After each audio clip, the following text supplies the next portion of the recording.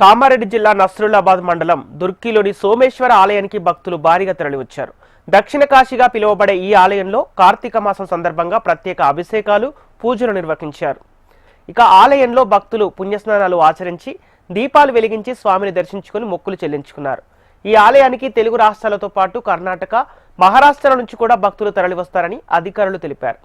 భక్తులకు ఎటువంటి ఇబ్బందులు లేకుండా క్యూ లైన్లు, కట్టుదిట్టమైన భద్రతా చర్యలు ఏర్పాటు చేసినట్లు ఆలయ అధికారులు తెలిపారు. ప్రతి సంవత్సరము కార్తీక మాసంలో సోమలింగేశ్వర ఆలయాన్ని దర్శించుకుంటాం. అలాగే దీపారాధన చేస్తాం. దీపారాధన చేయడం వలన మనుషుల్లో ఉన్న అజ్ఞానాన్ని తొలగించి జ్ఞానాన్ని ప్రసాదిస్తాడు.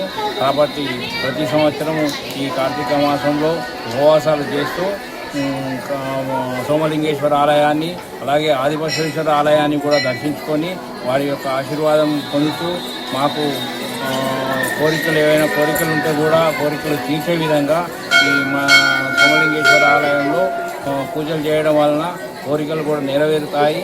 అంతేకాకుండా ప్రతి సంవత్సరము దీపారాధన చేస్తూ భగవంతుని వేడుకుంటాం. ఈ కోరికలన్నీ కూడా భగవంతుడు ఏవైనా కోరికలు ఉంటే కూడా భగవంతుడు మనకు కోరికలను ప్రసాదిస్తాడు.